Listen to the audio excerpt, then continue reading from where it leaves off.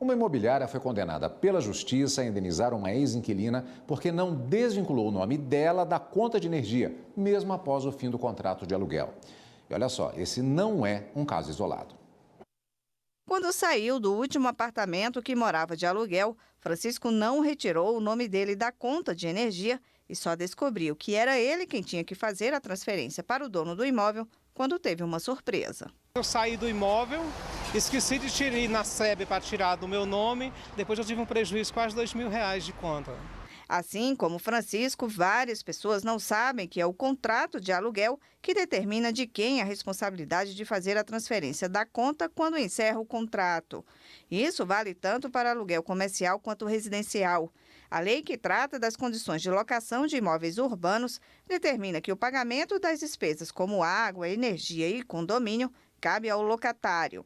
Já a transferência de titularidade dessas contas vai depender do que prevê o contrato. Se essa obrigação estava implícita no contrato, aí cabe ao inquilino tanto ir lá contratar o serviço, como também destratar. Na eventualidade que decorre a obrigação da administradora de imóvel, como ocorre no Brasil aqui, estabelecer essa cláusula que a administradora tem a obrigação, sim, aí decorre de lei. Ela é obrigada a tomar essas providências todas. Em Aracaju, uma mulher conseguiu provar na justiça que havia solicitado a transferência de titularidade da conta de energia do imóvel alugado por ela, junto à companhia elétrica da cidade. Mas como não conseguiu, solicitou à imobiliária responsável pelo imóvel como previa o contrato. 3 anos depois, ela descobriu que o nome estava negativado porque a imobiliária não tirou o nome dela da conta de energia do imóvel. Ela levou o caso à justiça e ganhou. Agora vai ser indenizada em R$ 5.000 por danos morais. A Agência Nacional de Energia Elétrica, que regula o setor, determina a necessidade de comprovar a propriedade ou a locação do imóvel para transferir a titularidade da fatura de energia elétrica de imóvel com débitos. Portanto, para mudar o nome, é preciso levar o contrato de aluguel na distribuidora de energia. O objetivo é evitar a inadimplência das contas.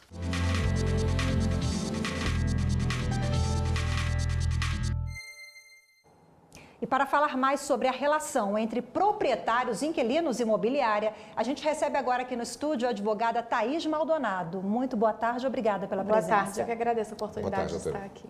Bom, como vimos na reportagem, o inquilino teve a maior dor de cabeça porque esqueceu de tirar o nome dele da conta de energia.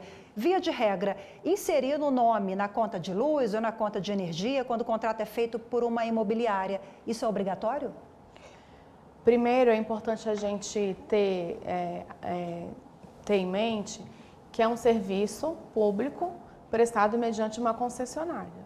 E esse serviço ele é prestado a uma pessoa, não a um imóvel, né? Por óbvio. Então, essa obrigação compete a quem contrata o serviço de energia elétrica. No caso, a imobiliária, ela costuma gerenciar esses contratos de aluguel. Então, o ideal é que quem tenha contratado esse serviço vá lá e realize o cancelamento, né? Inclusive, se ele tiver algum ônus, essa mesma pessoa, a concessionária pode se negar a prestar novamente o serviço. O que é diferente se for uma nova pessoa e o mesmo imóvel. Por isso que é importante frisar que é um serviço prestado a uma pessoa e não a um imóvel. Agora, nesse caso em específico que foi perguntado, tem que ver qual que era a pessoa que estava obrigada no contrato de energia. Se foi a imobiliária ou se foi o consumidor. E aí, no caso, formalmente, quem vai responder perante a concessionária vai ser a pessoa que está no contrato de energia elétrica. Agora, ela conseguindo comprovar que naquele período era usufruído por alguma outra pessoa, muito provavelmente com contrato de aluguel, ela poderá regressar contra o inquilino. Justamente me chamou a atenção o fato de que o inquilino que saiu do imóvel, ele disse a frase: esqueci de ir lá e retirar o meu nome. De quem seria a obrigação no caso? Na verdade, em princípio, seria dele, mas também cabe à imobiliária gerenciar esse processo. Seria isso, então, para a gente aprofundar um pouco? É que, na verdade, nesses casos de contrato de energia elétrica, a gente esbarra nas relações de consumo e nas obrigações tributárias. Então, por isso que fica essa lacuna, porque a gente tem a obrigação formal e a prática de mercado. E o ideal para suprir essa lacuna é que isso estivesse estipulado no contrato. A melhor forma para prevenir e não deixar dúvidas é estipular no contrato quem cabe a obrigação de ligar e desligar a energia, né? O ideal é que quem fosse consumir a energia realizasse, pedisse que fosse ligada e ao sair se desativasse. Mas aí é quando a gente vai na forma para ver quem foi que foi lá na SEB e pediu a contratação. Se essa pessoa não transferiu o contrato de energia, vai recair sobre quem está lá como obrigado. Agora, no caso de contratos informais, onde as partes fazem um acordo ali diretamente sem o intermédio de uma imobiliária. É o mesmo caso, né?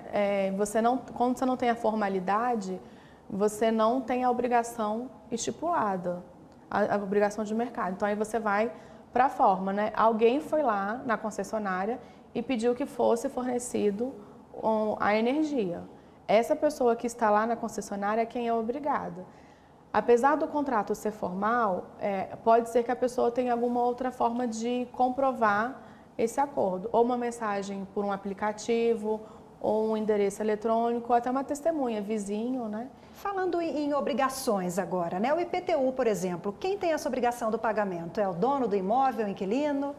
É mais um caso onde a obrigação tributária esbarra na prática de mercado, né? O IPTU é um imposto e todo imposto ele prevê um sujeito passivo de pagar essa obrigação, que é sempre do proprietário. Além do inquilinato, ela também estipula essa obrigação ao proprietário. E não poderia ser diferente porque precisa que o sistema jurídico seja harmônico, né? Entretanto, a lei do inquilinato, ela admite que é possível estipular em contrato que essa obrigação passa a ser do consumidor, né? Do inquilino. Eu tenho uma ressalva particular com relação a esse entendimento, que eu entendo que essa transferência ela é ilícita, né? Não seria constitucional, porque ela visa tentar permitir que o sujeito passivo de uma obrigação tributária seja alterado. E ainda que não tivesse essa lei, supondo, né, num cenário que não existisse essa obrigação jurídica, no meu entendimento pessoal, seria uma prática abusiva, porque ela está transferindo para o consumidor uma obrigação que é do proprietário por lei, que é inerente à atividade mercantil, né, e coloca o consumidor em desvantagem. Porque a gente sabe que quando uma prática de mercado ela se consolida, é difícil que o consumidor fuja daquilo, né? Então, mas respondendo, a obrigação legal é o proprietário, mas admite-se que seja estipulada por escrito ao inquilino, não pode se presumir que essa obrigação é do inquilino, mas no caso de inadimplência, a Receita vai cobrar do proprietário que, havendo contrato, embora tenha certas ressalvas, vai regressar contra o inquilino. Ok, doutora Thaís Maldonado, mais uma vez, muito obrigada, uma boa tarde. Boa tarde, obrigado.